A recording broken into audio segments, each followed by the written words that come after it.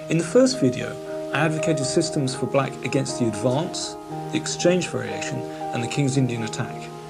Here I'll be looking at e4, e6, d4, d5, and a system against knight d2, and also a system against knight c3, namely 3 knight f6, and if e5, then knight f d7.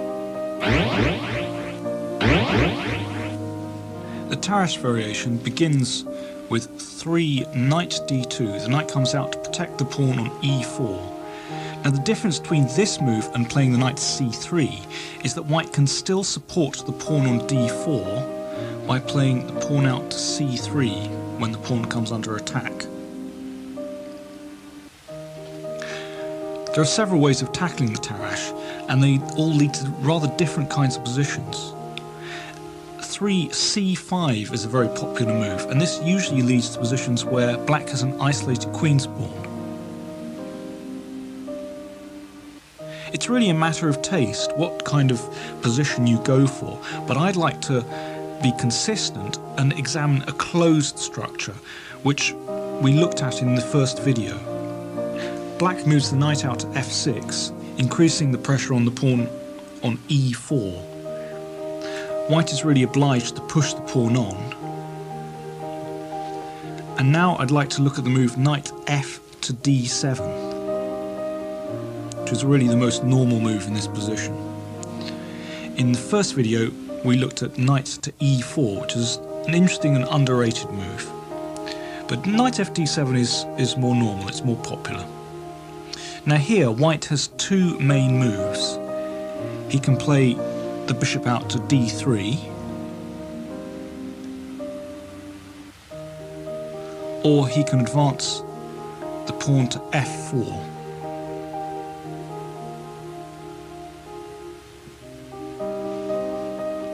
These are the two main continuations. First of all, let's look at bishop d3. Now if you remember when we looked at the advance variation in the first video, black has two pawn breaks in this position. One is c5, putting pressure on white's pawn on d4, and the other move is f6. Both these moves aim at breaking down white's pawn chain of d4 and e5. First of all, c5. That's the best move in this position. And now white bolsters the pawn chain by playing the pawn to c3. That's why he played the knight to d2, so he's left the c3 square vacant. Black increases the pressure with knight c6. White usually plays knight to e2 in this position, supporting the d pawn. Now the idea of this is that the f3 square is left vacant for the knight on d2 to move to. Black captures on d4. White recaptures with the pawn, that's forced because the e5 pawn would have been on prise. And now black plays f6, chipping away at the pawn chain. In most cases, white captures on f6 here. It should be noted that it's very risky for white to play f4 here, which looks like the most natural move, supporting the e5 point. But then black will play f takes e5, and after f takes e5, there's the trick knight takes d4, which wins a pawn. For if knight takes d4, then queen h4 check, g3, and now queen takes d4. So black wins back the piece and has won a pawn to boot. If instead d takes e5, then bishop c5 is excellent for black. White can't castle and finds himself in big trouble. In view of that, white ought to capture on f6. Now in the majority of cases, black normally recaptures on f6 with the knight. But instead of that, I'd like to recommend queen takes f6. Now this is a secret weapon that is going to blow your opponents out of the water. Hardly anyone plays this, and yet I think it's a very dangerous weapon indeed. This is an old move that was somehow neglected by theory, I don't know why, that's been taken up in the last few years by some German players. In particular, Rainer Knark has scored well with it. The move first came to my attention when one of my teammates in the Bundesliga, a chap called René Lebeau, played it with excellent results. The idea is that black increases the pressure on white's d-pawn. You can see this pawn, it's isolated in the centre of the board. As well as that, black gets pressure down the f-file, and later on we'll see that a very important exchange of pieces is prevented. More on that a bit later. The first game I'd like to demonstrate with this line is Kornev-Knark from a German tournament, Bad Wörishofen, from 1992. White protected the d-pawn with knight f3, a normal move in this position. And now black played the bishop out to d6. It's a very aggressive square, pointing down to towards white's king side, as well as controlling the square e5. We'll come back to this position later, but I think it might be more accurate to actually play the pawn move h6 first, but I'll talk about that later. White castles here, and now black plays the pawn out to h6. The reason behind that move is that it's preventing white playing the bishop to g5. White moves the bishop back to c2. Black castles, and white plays the queen to d3. Now we see the point of this bishop c2 move. White is threatening queen to h7. Now this looks very annoying indeed, but black plays very calmly, just moves the rook to d8.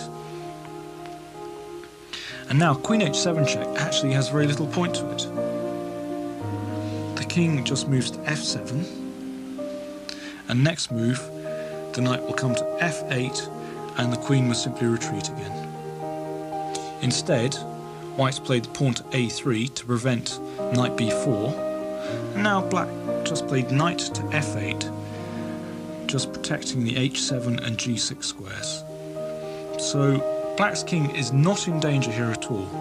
That white battery of the queen on d3 and bishop on c2 looked dangerous, but it's really no problem. White played the pawn to b4. He'd obviously given up on the king side, now turns to the queen side. But in fact, this pawn move to b4 is very weakening indeed. But you'd be surprised the number of games where white plays this anyway. But I think this is a dreadful mistake. The squares down the c file, c4 and c3, are irrevocably weakened.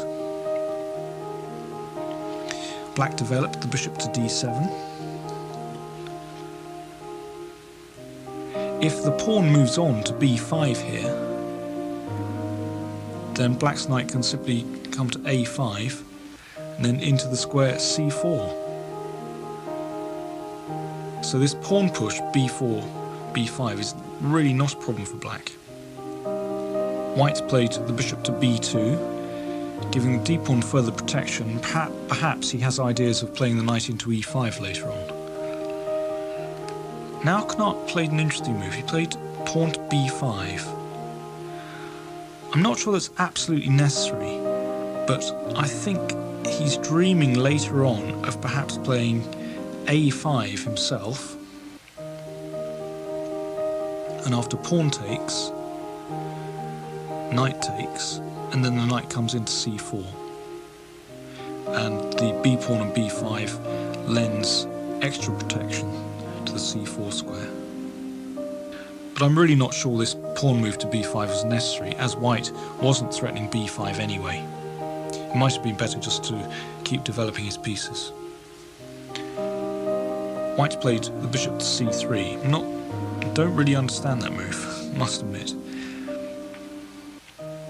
And now black played the bishop to e8. This is a beautiful manoeuvre in the French. It's one of my favourite manoeuvres. The bishop, which looks like a bad piece on d7 or c8, blocked in by the pawn on e6, suddenly emerges at either g6 or h5, attacking the knight on f3 and increasing the pressure on white's centre. Incidentally, I should have mentioned that white cannot capture the pawn on b5 with the queen because of knight takes b4, with a nasty discovered attack on white's queen and attacking the bishop on c2 at the same time. White played the queen to e3,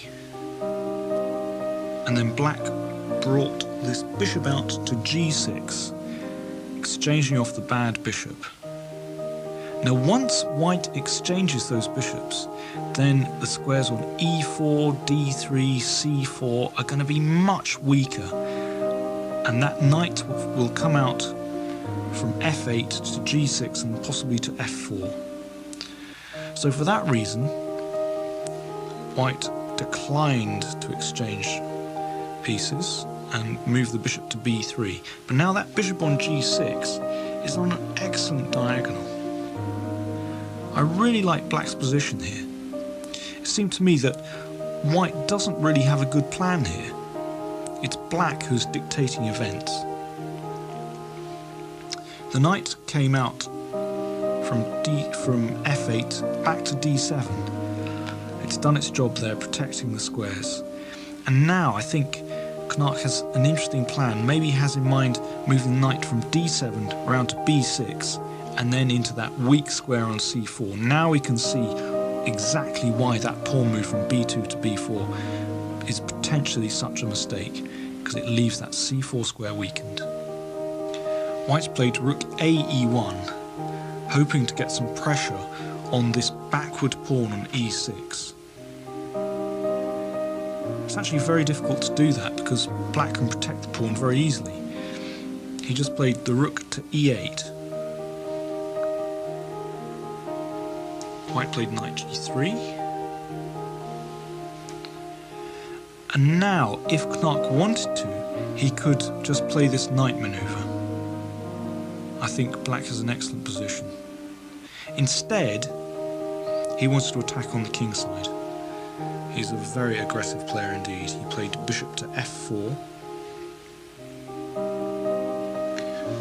White played queen e2, attacking the pawn on b5, so he had to play a6. And now white was a bit stuck for a plan, and so he launched his knight into e5. That's no problem at all. The knight was exchanged off. D takes e5. And the queen came to an aggressive square on g5.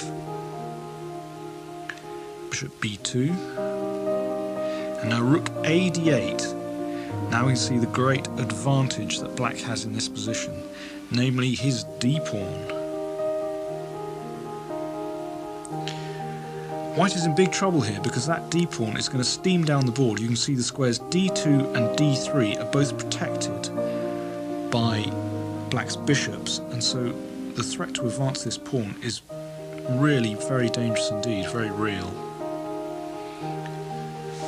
White's played knight to h1. Now he's hoping he's going to be able to play g3 and then maybe f4, but well, it's very difficult to get that bishop out of the way. Knark saw an opportunity to attack. He played bishop to h5. White played f3. And now the pawn came down the board to d4. The reason he forced the move f3 is that he can now use the e3 square for his bishop. White played knight f2. Queen came to h4, threatening mate. Knight h3, attacking the bishop. Bishop e3 check. King came to h1, and black took the pawn on e5. So he now has a sound extra pawn I would refer you to the accompanying booklet to see how black successfully concluded this game. That game showed black's aggressive intentions when he played queen takes f6. You might well be asking, what's the big difference between queen takes f6 and knight takes f6? Well, let's have a quick look. After e takes f6, remember I'm recommending the rather unusual queen takes f6. In the majority of games, black actually recaptures with a knight. Now the problem with this is that later on, when black plays the bishop to d6, white can often exchange this bishop off by playing bishop f4. Now the problem is that that bishop on d6 is one of black's main attacking pieces. As well as that, once these bishops are exchanged, then the e5 square becomes much weaker. Now if white can dominate this square, he'll have an excellent game. Later on he'll be looking to, for instance, exchange this bishop here off for the knight on c6, possibly by bishop b5 takes c6. I know I'm not playing exact moves here, but I'm just talking in general principles here. If white can exchange off that knight and get a knight in to e5 himself, then he'll have an excellent position. When you play queen takes f6, the idea is that you prevent the bishops being exchanged off, and thus you're left with many more attacking chances. Now Knark played bishop d6 here immediately. Well, obviously white cannot play bishop f4 because you just take it off, but his opponent could have played bishop g5 here, and after queen f7, bishop to h4, with the idea of exchanging off bishops on g3. So bishop g3 would be his next move. That's quite an irritating plan, so I would actually recommend that instead of bishop d6, you play h6 in this position, and only then bishop d6 afterwards. That prevents this exchange of dark square bishops. If white wishes to play bishop f4 here, then black has bishop b4 check. And now if knight to d2, then the d pawn is en prise. You can just play knight takes d4. If knight c3, then the bishop on f4 is en prise to the queen on f6. If king f1, well, the king is displaced, and that's obviously bad for white. And if bishop d2, then the bishop can just come back to its rightful home on d6. There's only one problem with playing h6 before bishop d6. White might try to exploit the fact that he can play queen c2 and get in a check on g6. But don't worry, this is no problem at all. You play bishop d6 anyway, white gives a check, and you play king e7. Now, black is threatening knight f8, the bishop moves back, and then knight b4, and you snap off the bishop. So really white must play a3 here. And now you play rook d8. You're probably noticing similarities with the last game. So let's say white castles. Black plays knight f8, threatening bishop, which must simply retreat. And then you play king f7, and next move king g8, and you get exactly the same setup as you had in the first game. There's really no difference. So black's king is not in danger on e7, it will run around to g8 very quickly, and white has just lost time. I'd like to demonstrate another game where black employed this setup and was also very successful. This is Jackson against Radu from the European Team Championships in Debrecen 1992. Black played bishop d6. Again, I think this is a slightly inaccurate move order. I think h6 is actually a better move. White castled, failing to exploit the move order. I think bishop g5 is a good move there.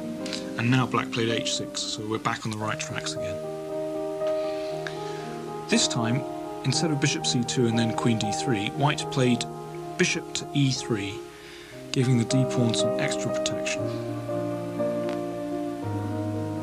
Black continued in exactly the same fashion, just castled, and white played the knight to c3. Black played rook d8. Again, we're going for exactly the same setup, putting that knight on f8, where it covers the h7 and g6 squares and allows the bishop to come out to d7. Rook c1. That's a sensible move, putting the rook on the c file. And now knight f8. Black is playing all the same moves. Bishop to b1. Well, I think this move demonstrates that white is already stuck for a plan. She's not quite sure what to play. This move bishop b1 really has no point at all. The bishop came to d7, and the rook came to e1. Well, that's a sensible move, at least. Putting the rook on the open e file. And now bishop e8, this same manoeuvre. And this is actually rather nasty because the bishop is threatening to come out to h5 and double black's f-pawns. So for that reason, white played bishop to d3, so that after bishop h5, then the pin can be broken with bishop e2. But white is losing time. a6. White played a3. And now black played b5. I think black has the idea to play the knight to a5 and then into c4. Now that's very irritating indeed, attacking the bishop on e3 as well as the pawn on b2. And it's naturally not a great idea for white to take this knight off, because after b takes, there'll be pressure down the b file. Let's just take a quick look at that. There'll be pressure down the b file, and this bishop on e8 will be given a free run to squares like d3, supported by the pawn on c4.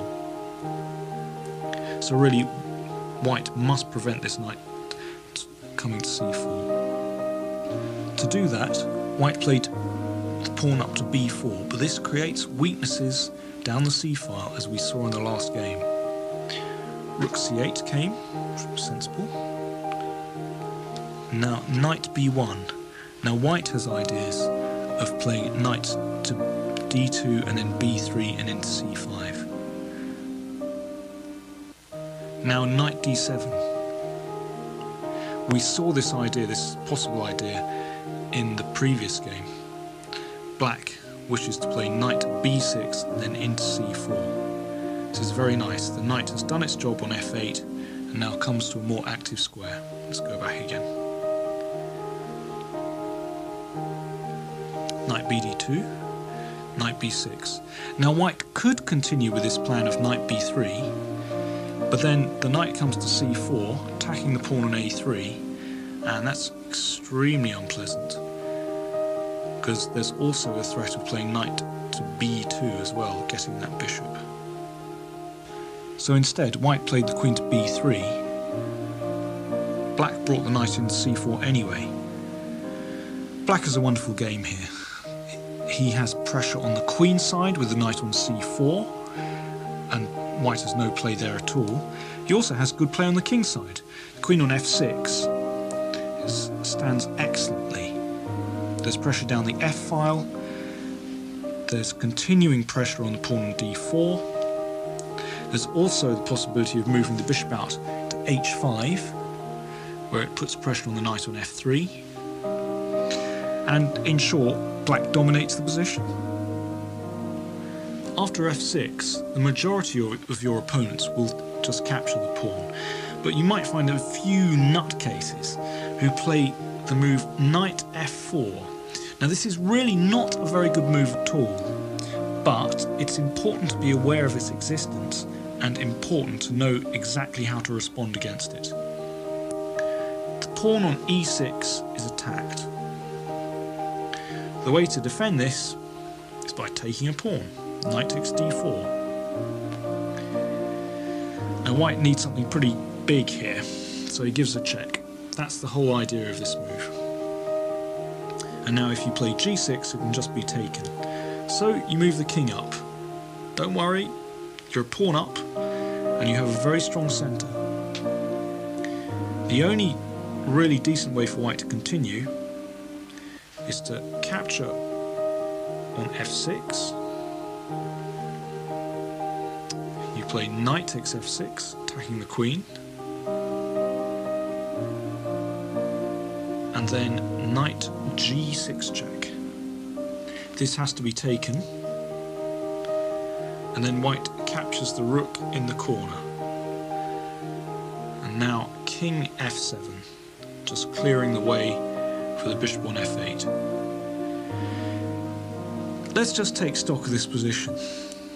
White has won at the exchange, but in return for it, black has a pawn and an excellent pawn centre and very good development indeed. In fact, in this position, I think black stands clearly better, but it is a little bit tricky. It's impossible for white to develop at the moment, because if, for instance, knight to b3, then bishop b4 check will win the queen on h8. So white should castle here. But now black begins the advance of his pawn centre. Pawn comes to e5, enabling the bishop on c8 to be developed to an active square, and also threatening a pawn roller. Pawn comes to e4. Now white must develop his pieces somehow. In order to do that, he must move the knight on d2, so he has a choice of whether to go to b3 or f3. If knight b3, then knight takes b3, a takes b3, now bishop f5, and black stands excellently here. He has this enormous pawn centre, and there are even chances to trap the queen on h8. The game Kramer-Chernin in the accompanying booklet is a good example of how to play this position. The other move, knight f3, also gives black few problems. It's sensible just to capture this and double the pawns. Now queen d6, bishop g5, bishop d7, as in the game as Zapata Stevens from the World Junior Championships in 1990. And black had excellent compensation with the exchange. He has these two central pawns on e5 and d5. White's queen is still in a bit of trouble, and there are possibilities to attack white's king, which is a little bit exposed on g1 because of those pawn weaknesses, the doubled f-pawns. In short, this line is no problem at all for black, so long as you know the theory, so long as you know the dangers in this line. Another possibility for white is to play the knight to f3 rather than to e2. Now the drawback with this move is that the knight on d2 does not really have a good square. When the knight was on e2, let's just put that there for a moment, this knight here on d2 could come to f3, and then the pawn on d4 was very nicely protected. Let's just shuffle those knights back again. But now the knight is on f3, and it means that after queen b6, white has no good way of defending the d-pawn. If knight b3, then c4 wins peace. However, it's white's idea to give up the d-pawn. He simply castles, black takes on d4, and white keeps exchanging everything. Knight takes d4, knight takes d4, and queen takes d4, and now knight f3. So So the knight on d2 has actually found a decent square for itself. Black brings the queen back to b6, and now the queen comes to a4. I've actually played this pawn sacrifice myself as white, and I've won some very nice games with it. It's very dangerous indeed. White has a nice lead in development and very clear lines for his pieces. It's rather dangerous, and I wouldn't actually recommend this for you to play as black. To me, it just looks like a Milner-Barry gambit that's actually worked for a change. Instead, I would recommend another way of hitting out at white's centre, and that is bishop e7, and after white castles, the rather outrageous move, g5. You don't need to be too worried about your king at the moment, because it does actually have reasonable protection from this central pawn chain. Now black's idea is to play g4, attacking the knight, and when the knight moves away, to capture the pawn on d4. After the d pawn goes, then the e pawn will also be very weak indeed. There are various ways in which white can defend against the threat of g4. One of them is h3, but then after h5, white is still faced with the same threat, and he's weakened his kingside. In this case, the rook on h8 is going to come into the game.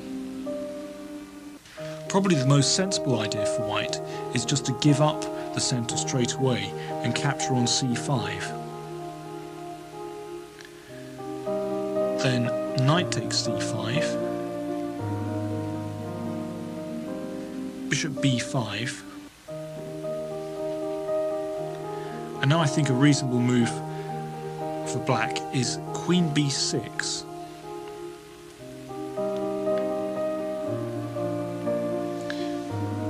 White protects the bishop with queen e2. Now a6, let's bag one of those bishops. Bishop takes c6, b takes c6. Now black has this very nice strong centre. This b pawn turns into a c pawn, so you have this 4 pawns now in the centre of the board. It's very nice indeed, it's a very strong pawn chain. And later on, this bishop is going to come into the game with great effect because it has no opponent now. There's no white squared bishop to counter it. I think white should hit out the centre with c4. Note how this knight on d2 still doesn't have a decent square to go to. That's the big problem that white has in this variation. And now a5, that's a sensible move, so that the bishop can come out to a6, putting pressure along that diagonal.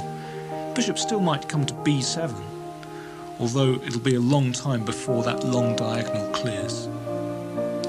In this position, I think black is doing reasonably well. He's broken down white's centre point on d4, and he has good play on the queen side.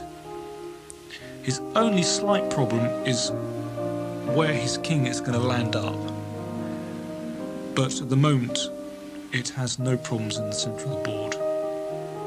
It's a very unclear position, but I really don't think black is doing it all badly. The big alternative to bishop d3 is 5f4. White aims to build a massive centre and to slowly constrict black on the king side. Now this is dangerous for black. If you're not careful, you could get squashed horribly.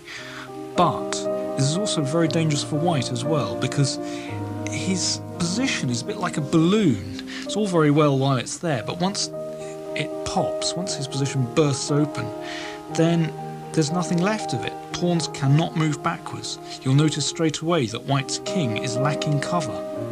Black kicks off with c5 as usual, and white supports d4 by playing the pawn up to c3.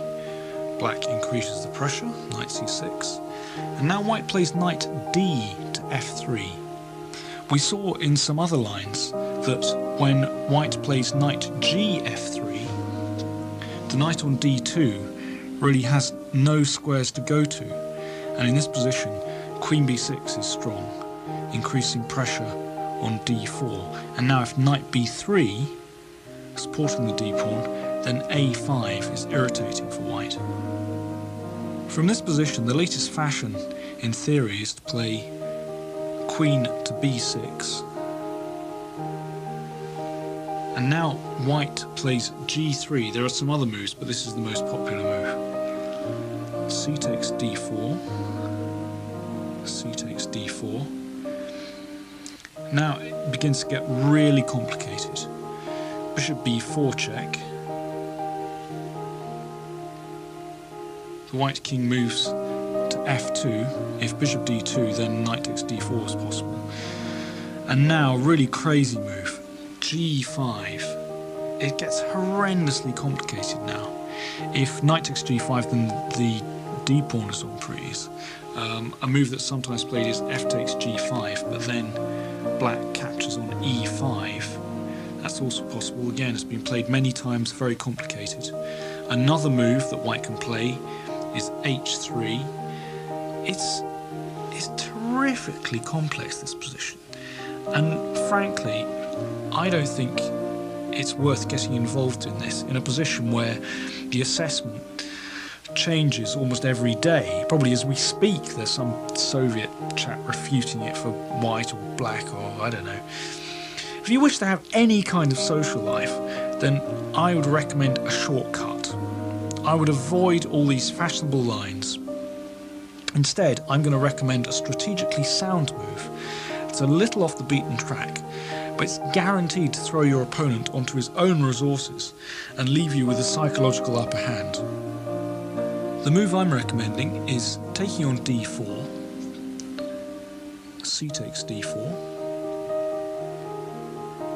and now f5, which blocks up the king side. This is basically where white's going to try to expand and attack, so you're just plugging it for the time being. And black's sphere of influence is the queen side. That's where his play is going to develop. This move has actually been played by Nigel Short. It's part of his opening repertoire. The game we're going to follow now is Tom Clark against Neil MacDonald. Neil has played the French for many years and is a great expert in it. From Dublin, 1991. White plays his bishop out to d3, a sound square. Black plays bishop e7, just developing. Knight e2, these are all very sensible moves. And black castles. Now to get any play in this position, white must break with g4. He must try and crack open the g file. If not, then black will just keep playing on the queen side, and he's doing pretty well. So h3 from white. Now that's a good move. It's not really worth white castling for the moment. It's much better to try and get his king side play in motion. Now here we go on the queen side. a5, gaining some space. White continues g4, good move. And black pushes on again, pawn to a4. White brings his king to f2. I think that's better than castling, because on g1 the king is only blocking the g file. So this way the square g1 is left open for the rook. Knight b6, that's a good move. The knight eventually will hop into c4, and also you're clearing the way for the bishop to come to d7. White broke open the g file by playing g takes f5, and black recaptured. Now he played h4. He's perhaps hoping to plonk a piece on g5 a bit later. Now bishop d7, bishop e3, and knight b4. That's a very important move. If the bishop retreats to b1, then black has some interesting possibilities. Knight c4 would be good. Attacking the bishop on e3 and the pawn on b2, and the bishop would have to retreat to c1. Not the greatest square in the world. Those bishops have had to move back, and the knights are looking very good indeed. Because of that, white had to give up the bishop on d3, played knight g3, but now, once the bishop goes, I think black has an excellent position, because the light squares on c2 and c4 are very weak indeed. Knight c4, attacking the bishop and the pawn on b2. White defended, and now came a3, an excellent move. Well, if white takes this, b takes a3, then rook takes a3 is lethal. So he was forced to play b3, and then knight b2. Now this looks like a really odd square for the knight, but the queen retreats. Now black played queen b6, and now we can see how dangerous this knight can be on b2, because black is threatening bishop to b5, and after the queen moves, then knight d3 check. White thought his situation to be so desperate that he lunged in for an attack on the king side, but it really came to nothing through MacDonald's accurate defence, or should I say counter-attack. h6, queen f3, h takes g5, hg5. Now this looks a bit dangerous for black. The h-file is now open, but black found an excellent counter-sacrifice. Bishop takes g5. Now if queen h5, then bishop h6 blocks the h-file. White took the bishop, and now f4. It's a beautiful move. If bishop takes f4, then rook takes f4 is going to win. Queen takes f4, knight d3 check. White went on with the attack, rook h8, but this is just too desperate to work. Queen h5 check, king h8, king g8, g6, takes the bishop, king takes, and now a fantastic counter-sacrifice. A beautiful way, not only of saving the game, but actually winning the game. Mate is threatened on h7. The only way to defend is to move the rook, and rook f4 came. Beautiful move. Queen check, king f8. These are the only moves that white has to continue the attack, but they're not good enough. Queen h8, king e7, queen takes g7, king d8. Now the checks have run out. If queen g8, then simply king c7. And now white must deal with the threat of queen takes d4 check. There are also many other moves too. He played king takes f4, but now queen takes d4 check, king g5. There are other king moves, but they all get crushed, because this bishop can also come into the game. Queen d2 check.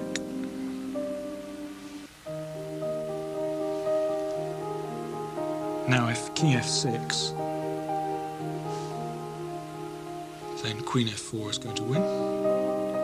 Clark played king h4, but after queen h2 check, he was forced to resign, because if king g5, then queen takes g3 check, and black is mopping everything up. It's going to be mate.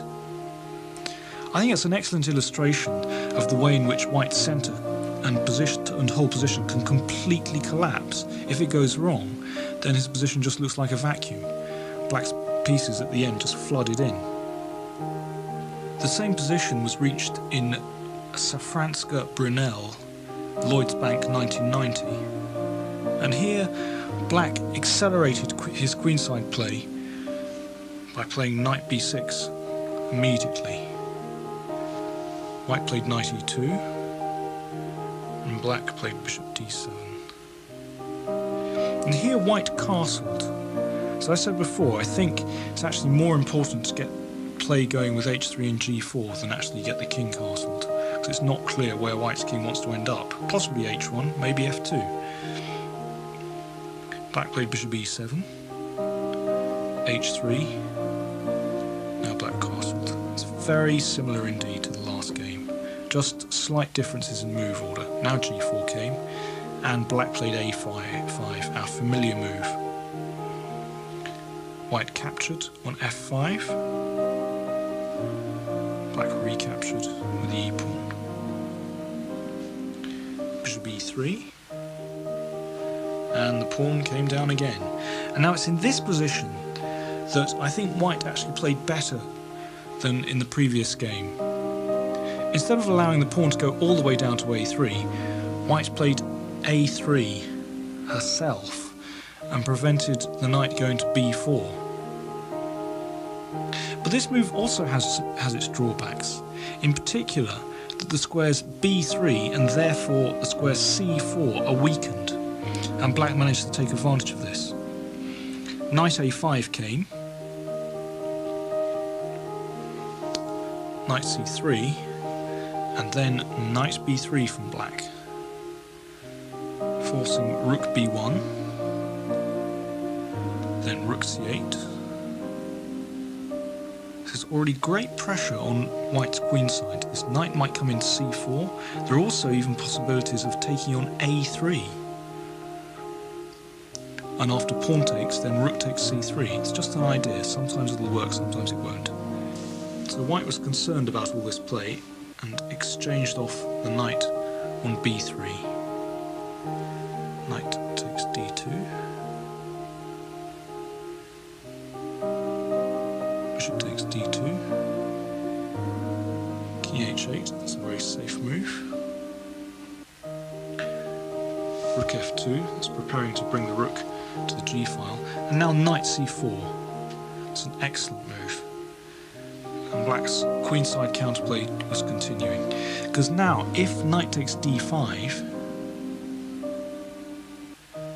then bishop h4, taking the rook on f2,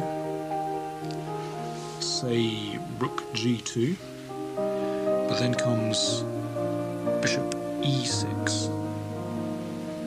And when the knight moves, then queen takes d4 is lethal. So white was forced to retreat the bishop with bishop e1, but after b5, black's knight was firmly ensconced on c4, and he had an excellent position.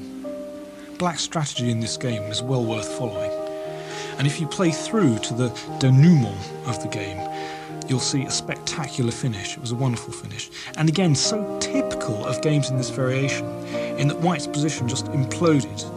After it went wrong, there was nothing white could do to save himself, because there was no pawn cover for his king. In the first game we looked at, white didn't bother to prevent black's counterplay on the queen side at all, and he left the pawn on a2. In the second game, white played the pawn to a3. And in this last game we're going to look at, between Ye from China and Short from England, white played the pawn to a4. Again, black's strategy had to be changed slightly to meet this. The obvious drawback of the pawn move a4 is that black can now use the b4 square. But the advantage of playing the pawn to a4 is that if white ever plays the pawn to b3, it can't be undermined by, for instance, black playing the pawn to a4. Short played knight to b4, attacking the bishop on d3, which had to retreat to b1. It's very important to keep that bishop so that the c2 square is well protected. That c2 square is a point of entry for black's pieces. Bishop d7. King came to f2. Now rook c8. As the c-file is open, it seems sensible to place the rook on c8. Rook g1, developing counterplay on the g-file. Very sensible move indeed. So black calmly plays his king to h8. Now king g2. I think that's probably wise. The king might be slightly safer on h2 or h1. And for the time being, it's not easy for white to develop an attack, so that's a safe continuation. And now came my favourite bishop manoeuvre yet again. Bishop came to e8, coming around to g6, key h2, now bishop g6. I remember watching this game and I was convinced that short stood very well here. On g6, the bishop not only defends the king side, it bolsters the f5 pawn, but also, indirectly, it adds to the pressure on the squares d3 and c2. As I said before, the c2 square is a point of entry for black's heavy pieces, and I thought this could be a factor later on in the game. In fact, short overpressed in the game, rejected a draw, and lost, but really it had nothing to do with the opening. At this point, I like black's position very much. I think he has excellent counterplay. To sum up black's strategy, f5 blocks the kingside for long enough for black to develop his queenside counterplay. French specialists such as Neil MacDonald and Nigel Short have been prepared to play this system, and that in itself vouches for its essential soundness. There is little established theory on this line, so your opponents are going to have to think for themselves. And as we've seen in the examples, very often white overpresses and comes to grief. 3 knight c3 is one of the major lines at white's disposal. Now here, black can play bishop b4, which is the Winower variation.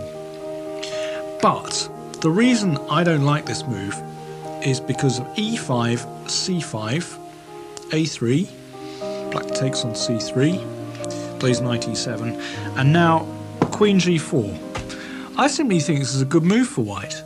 I don't like it that my kingside is so weak. I've exchanged off my dark-squared bishop, and now g7 is en prise. I know there are lots of complicated lines which may or may not be good for black, but I just don't simply want to allow this attack. So for that reason, I'm recommending a different system to bishop b4. 3 knight f6 is the so-called classical system. This is as old as the opening itself. The pawn on e4 is threatened, and white has two reasonable ways of dealing with it. One is bishop g5, pinning the knight on f6, and the other is to play the pawn on immediately with e5. Now in the first video, we looked at the possibility of playing the knight into e4. It's an interesting and tricky system. But here I want to look at the retreat, knight f to d7. Once again, black has his lovely pawn structure, f7, e6 and d5. It's this pawn chain which black relies upon in the French defence. And here he's ready to hit out the white's pawn on d4, which by contrast with the Tarrasch variation cannot be supported by the c3 or by the c pawn by playing c3, because the knight on c3 blocks it. So white must be ready to exchange off this pawn on d4, and therefore he gives the pawn on e5 extra protection and plays the pawn up to f4. So black hits out with c5. Now knight f3, supporting the pawn on d4, knight c6, increasing the pressure as we've seen before, and now bishop e3, bolstering the d4 pawn. At this point, black must plan his strategy for the whole game. There are several possible continuations, but I think the most direct is to play a6. As well as preventing a possible incursion of white's knight to b5 and then to d6, black prepares to advance the b pawn up the board. Black is playing a kind of minority attack here. Queen d2. White is preparing to castle on the queen side because the king side is where white is playing. White is trying to build a king side attack here. So castling on the queen side makes sense if you want to charge your pawns up the board. b5. Now it's looking dangerous for white. It's important that he breaks up black's pawn front, and so he captures on c5, and black recaptures with the bishop, helping his development. White captures, black recaptures, knight takes c5. And now bishop d3, developing the bishop to a decent square. Instead of castling straight away, black continues pushing the b-pawn, just carrying on his minority attack. We're now following the game at Jacobs against King, Lugano 1989. The knight retreats to e2. Now this is typical white strategy in this opening. White is trying to land a knight on the d4 square and hopes that the knight will protect the queen side. But black has already got very far with his queenside attack. This minority attack is not to be underestimated. Queen b6, as well as supporting the b-pawn, eyes up the d4 square as well. White castles queenside, and black takes time out to castle as well. One thing that black has to be very aware of in this kind of position is that if he castles, there isn't some lethal bishop takes h7 check sacrifice working. Here it's not a problem, because after king takes, knight g5 check, the king can safely retreat to g8, and there's no way that white can move the queen round to h7 very quickly. Well, queen d3 obviously isn't possible, because the knight's on c5.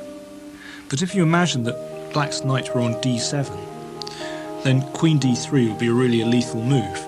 Queen h7 mate is threatened, and if g6, then queen h3, and again queen h7 mate comes. With the knight on c5 everything's okay, but you really must be aware of this sacrifice and always watch out for it if you do castle on the king side. Here white continued with king to b1.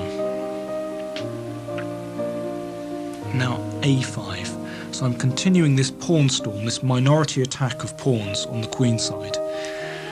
There's another idea behind playing a5 as well, that I might be able to swap off my bishop with bishop a6. White decided to play the knight into d4, but actually this wasn't very effective, as the knight on d4 turned out to be a bit of a liability. It's possible that white should have continued hacking with knight g3 and thrown it up to h5. I captured on d4, white recaptured, and I continued the storm, a4. Now I'm not quite sure what I have in mind for these pawns. It might be that I want to play a3 and force white to play b3 and weaken the c3 square, or it could be that I'll play b3 just to break open some lines on the queen side. But I can decide that later, once I've brought my other pieces into play.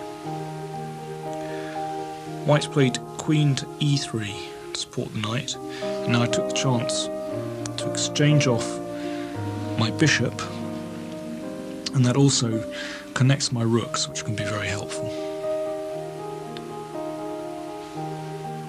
White captured.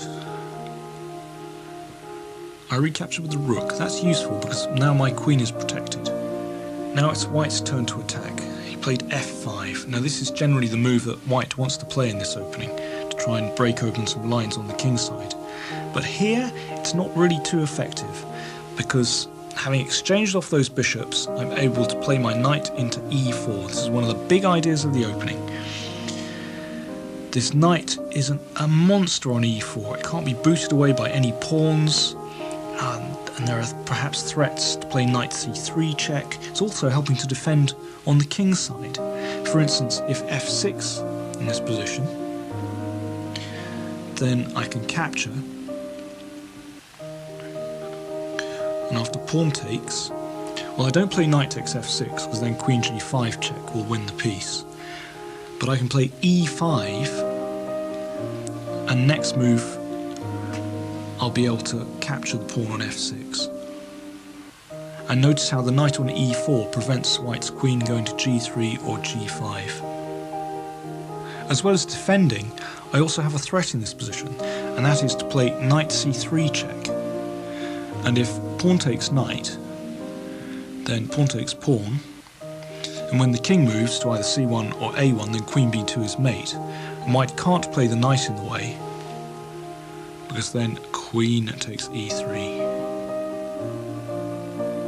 For that reason, white played the rook up to d3 to protect the queen. But now my attack continued, a3.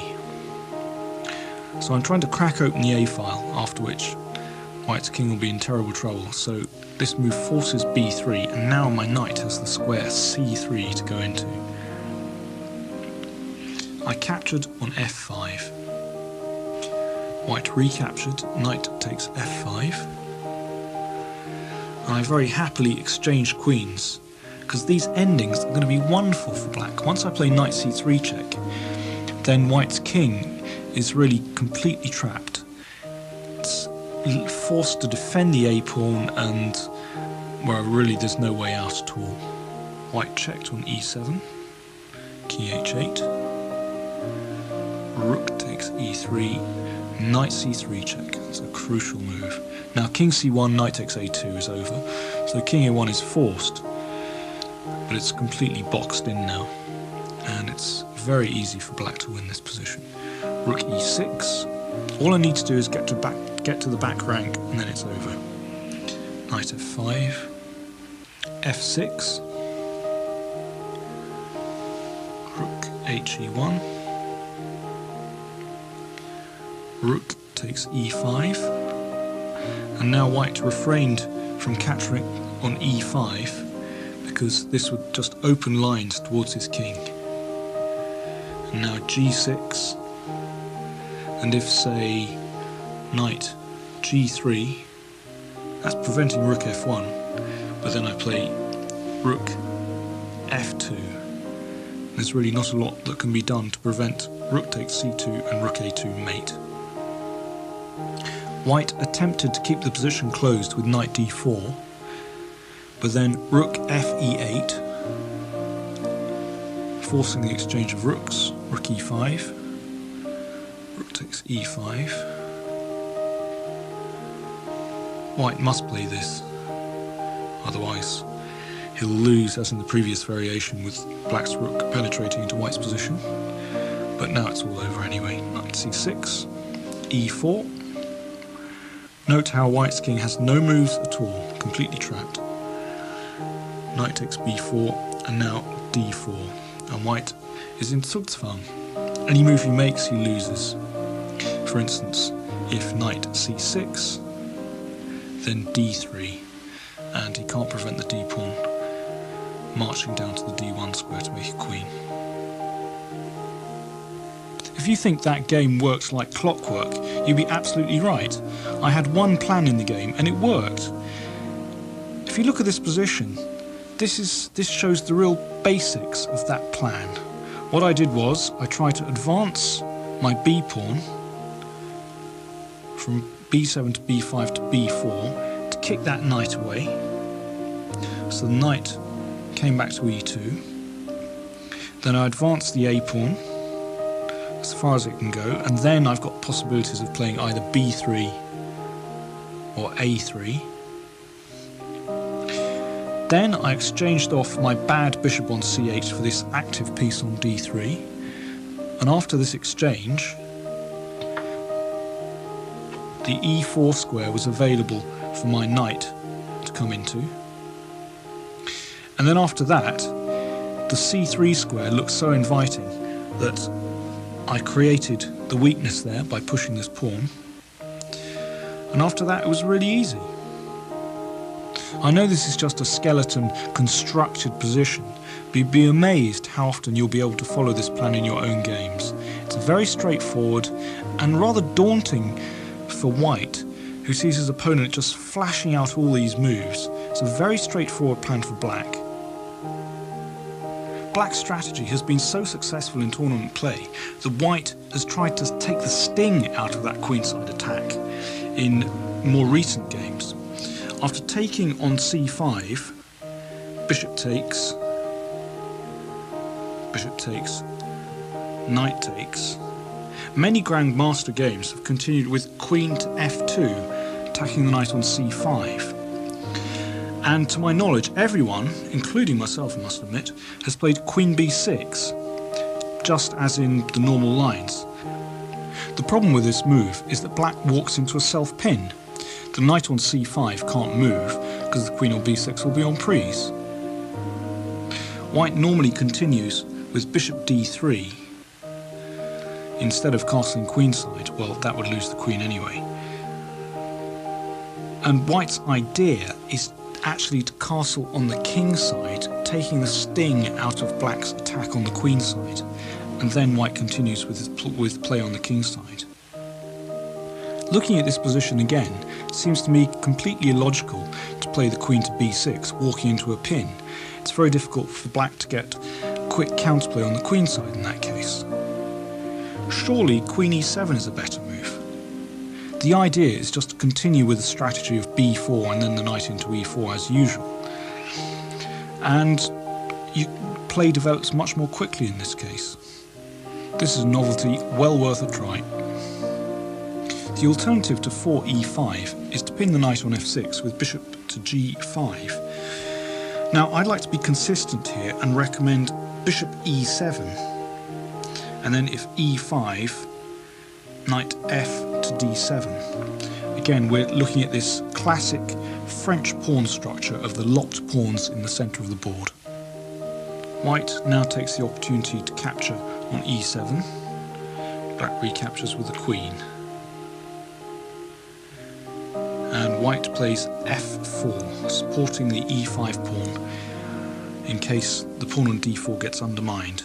Now, black would love to lash out with c5 here, but knight b5 would then be a very strong move, threatening not only knight d6 check, but knight c7 at the same time. Therefore, in this position, black must castle first before hitting out at white's centre. So white plays knight f3, black plays c5. Now it's in this position that white must decide upon his strategy.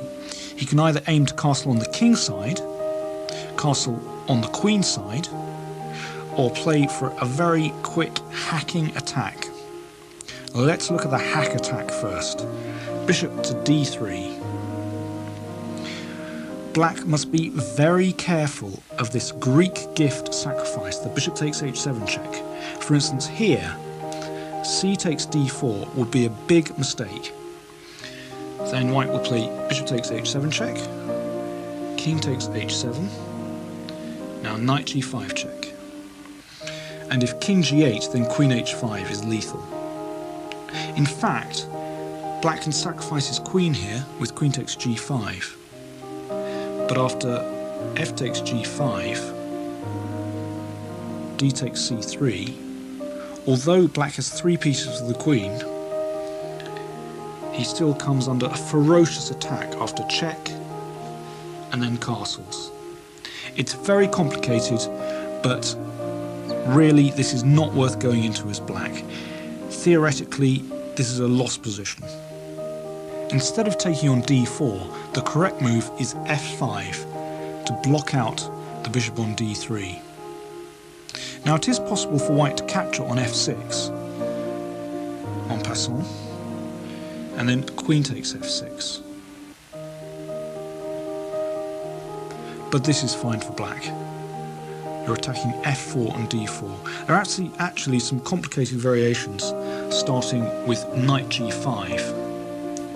But these are quite satisfactory for black. I'll include these in detail in the accompanying booklet. Instead of taking on f6, in the game Azaev-Psachis from the Soviet Union in 1991, white castled, black played knight c6, king h1, a6, queen d2, b5, a3, rook b8. Notice how similar black's plan is to the games we looked at earlier. This advance on the queen side with b5 and then trying to get to b4. Now, white felt compelled to capture on c5, and now the knight comes into c5,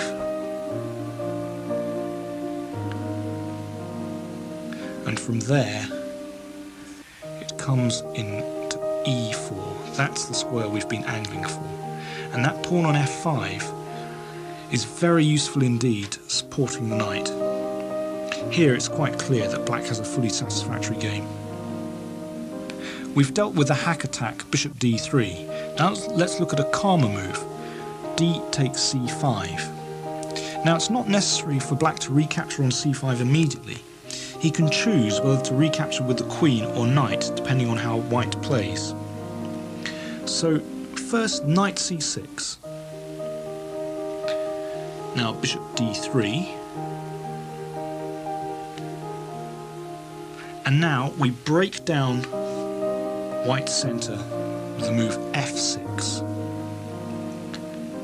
We've already seen this move in many positions in the French. White must capture on f6. There's no way he can hold the pawn on e5. So e takes f6, and now queen takes, threatening the pawn on f4. So white defends that with g3. And now knight takes c5. In this position, white castles on the king side. So white is trying to play a much more positional game. What he'll try to do now is occupy the squares d4 and e5, hopefully with one of his knights. Black must try and prevent this, or at least find enough compensation in other parts of the board, dominate other parts of the board to offset a piece ending up on e5. Black develops with bishop d7, and now white plays queen d2, preparing to bring a rook to e1, further controlling that critical e5 square. Remember, that's what white is aiming at, trying to land a knight in on e5. In this position, black takes on d3. Now here white has a choice between taking with the queen or the pawn. At first glance you'd imagine that taking with the queen would be the correct move, but in fact after this white ends up in some trouble. It all comes down to that old bishop maneuver which you must be familiar with by now. Bishop to e8, threatening bishop g6. Well, let's see what happens if white continues with his strategy of dominating these dark squares. Rook e1. Then comes bishop to g6, attacking the queen, which moves, let's move backwards. Can't go to e3 because of then d4, so let's play queen d2.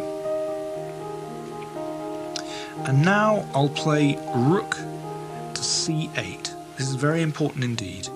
It's that c-pawn which white is going to have great problems with. If black can keep that knight tied down to c3, instead of wandering around via perhaps e2 or b5 into d4, then he'll stand very well indeed. The correct move then is c takes d3. Black could continue with this bishop maneuver, bishop e8, but it's not quite so effective here when the pawn stands on d3 rather than c2. For instance, rook e1, bishop g6, and then knight to e5,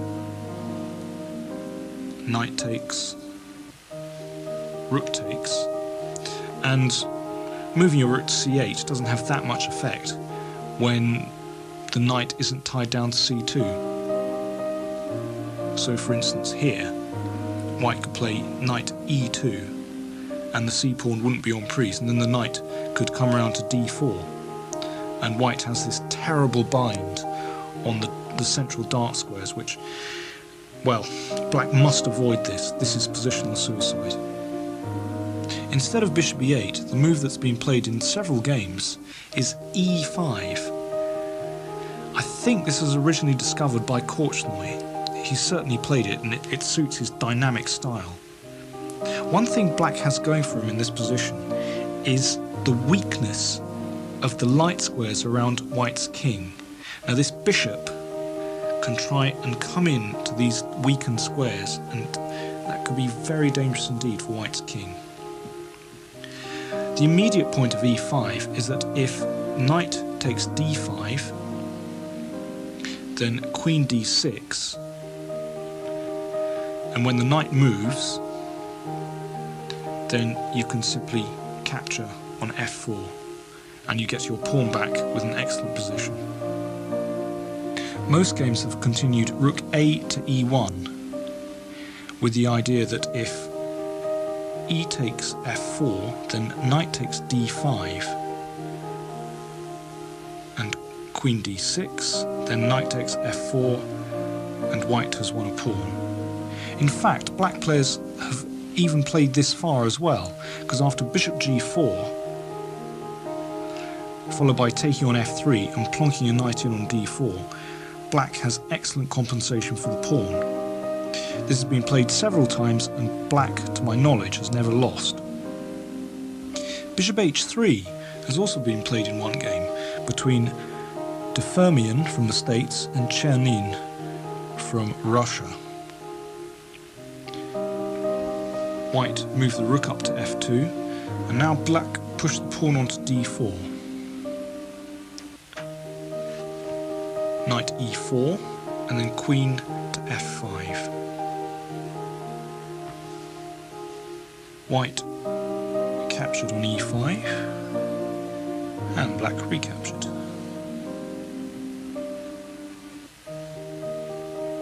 And queen takes e5. The reason this way of playing appeals to me is that black tries to get in on white's weakened king position. That bishop on h3 is very threatening indeed. The game continued. Rook takes f8 check. Rook takes f8. And now knight f2. Attacking the queen and the bishop at the same time. So queen h5 came. And white played queen to b4. Now that looks a bit dangerous because the pawn on d4 is attacked as well as the pawn on b7. But it was here that black came up with a spectacular move. Bishop g2. If king takes g2, then black plays queen f3 check. And black has at least a draw here, because he'll recapture the knight on f2. Instead, white captured on d4, but then black was able to retreat the bishop to c6, securing the bishop on an excellent diagonal, and now white's king is in permanent danger. The game concluded rook to e7, threatening mate on g7. I think white was very wise in beginning a counterattack in this position, because he could have found himself under great pressure. Black played queen g5, defending the mate on g7 and attacking the rook on e7, as well as threatening a lethal check on c1. White played rook e3 to defend against all that. Black played queen to f5, threatening a knight on f2, and if it moves then queen f1 is mate. White came back, rook e7, so now the knight on f2 is defended by the queen. Black played queen g5, and you guessed it, a couple of moves later, having repeated the position, the players agreed to a draw. The lesson to be drawn from this variation is that it's worth giving up a pawn to get active counterplay against white's king. If you don't do that, then you're liable to find yourself in a dark square clamp, which you might never escape from. White's third possibility in this position is to castle on the queen side. He does this by playing the queen to d2, and then black plays knight c6. Now if white isn't careful and castles long immediately, then he can find himself in great difficulties after c4. That's an excellent move. Black's idea is really straightforward. You play rook b8, b5, b4, c3, sack a pawn and it's mate. Dead easy. In the game Gallagher Crouch from the Krumbach Open in 1991, White saw the coming danger and played the knight into b5. This looks strong as the knight's coming into d6, but Black was still able to get his attack in motion by playing rook to b8. White played g4. Now Black played knight to b6. The knight came into d6.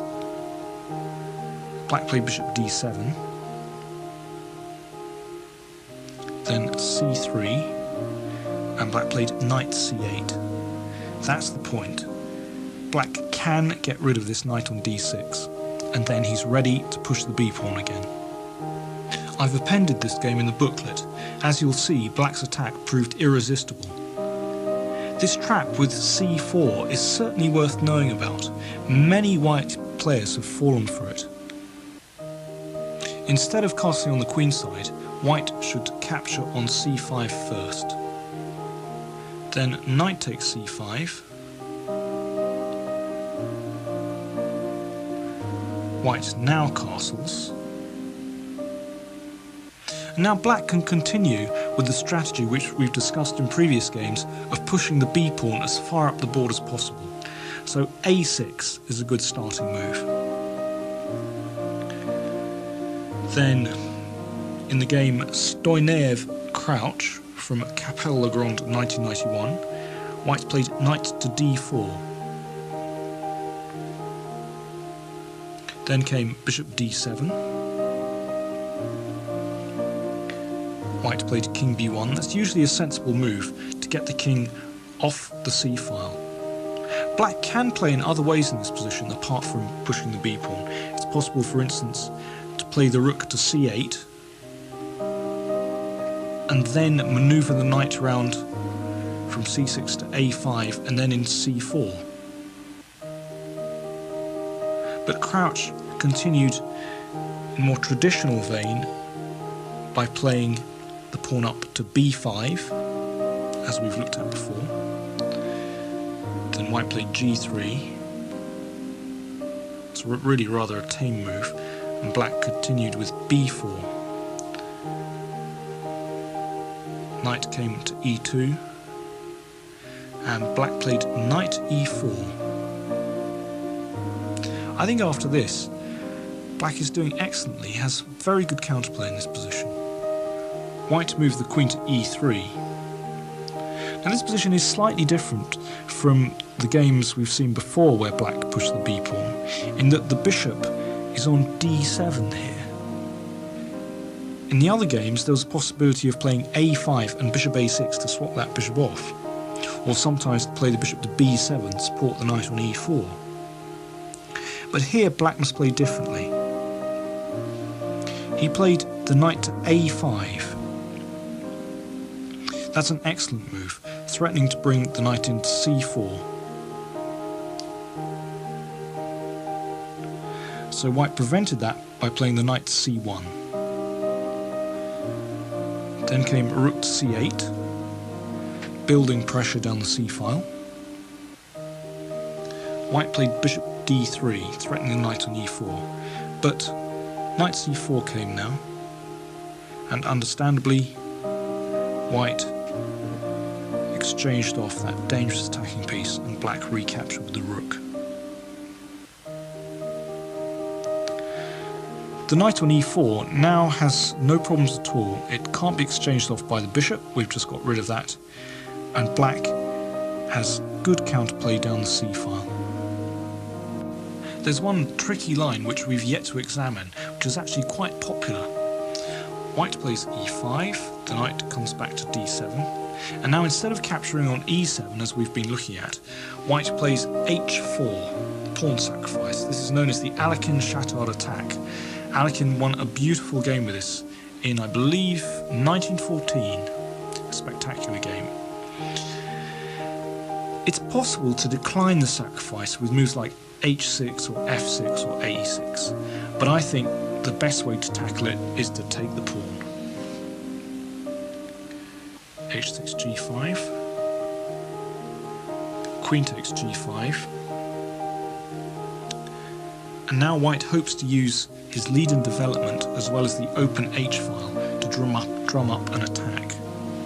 He plays knight to h3.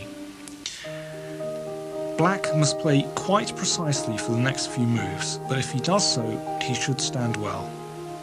Queen comes back to e7, that's the best square.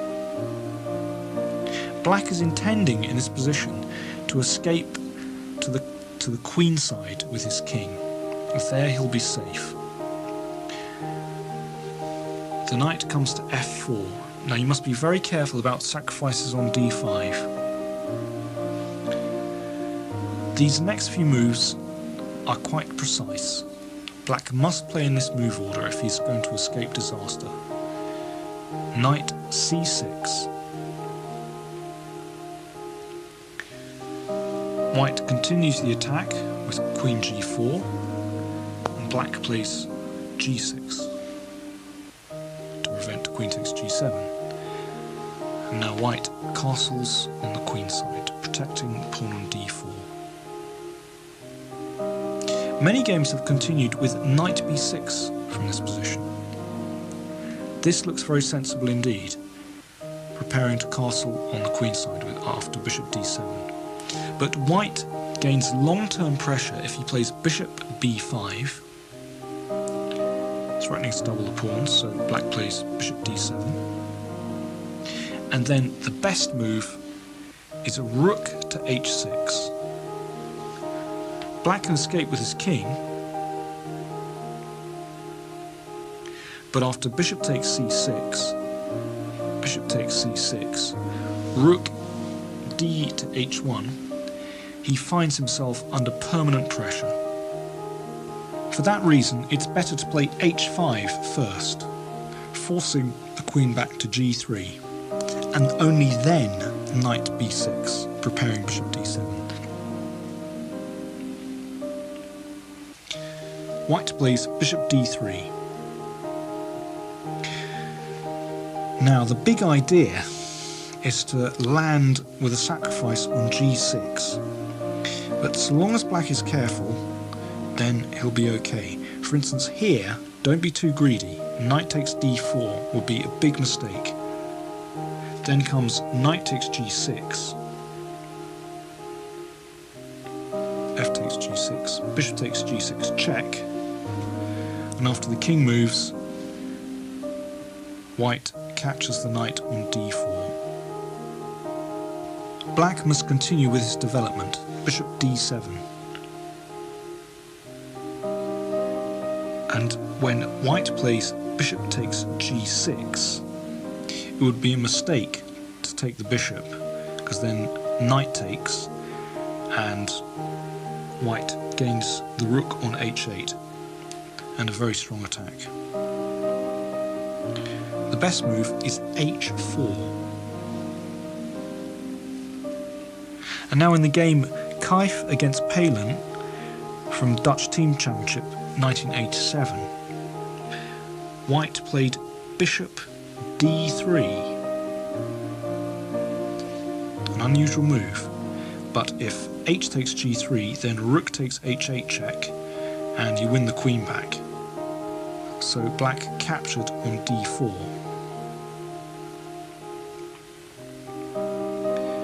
Then came queen g7. It was time to vacate. He played castles queenside. Then came knight to g6, but black had a way out. Queen g5 check. That forces f4. Then queen h6. Now white should avoid queen takes f7, for then black plays bishop e8, and if queen f6, then bishop takes g6. If queen takes g6, then queen takes f4 check, and if bishop takes g6, then rook d f8, queen g5, rook takes f4, and black is a very sound pawn up. Alternatively, he can throw a check in, but then king b8, queen f6, and now black exchanges queens, and then plays knight d7, and will pick up the f-pawn. So therefore white exchanged queens on h6, and played rook takes h4. Now black can't play rook takes g6 because of bishop takes g6 and the knight on d4 hangs, so he exchanged on h4. And in this position, I think black is doing very well indeed. He played rook h8, which forced g3, and black has potential pressure down the g file. He can play rook g8 for instance, and also he has a very useful queenside majority. I think it's important that when facing the Alekhine-Chattard attack that you should not dodge the issue. Take the pawn, play accurate moves, and you'll be okay. I recommend that you take a careful look at white's alternatives in this game to acquaint yourself with the subtleties of the position. I'm convinced that play from both sides here represents the most accurate way of continuing. This is one variation where there's no substitute for learning the theory. You've got to look closely at it, but if you do, you should emerge with at least a slight advantage. Perhaps the biggest advantage of playing the French defence is that it invariably leads to the same fixed pawn structure. Once you understand the underlying features of the position, then you can play the opening with confidence. I wish you a fruitful relationship.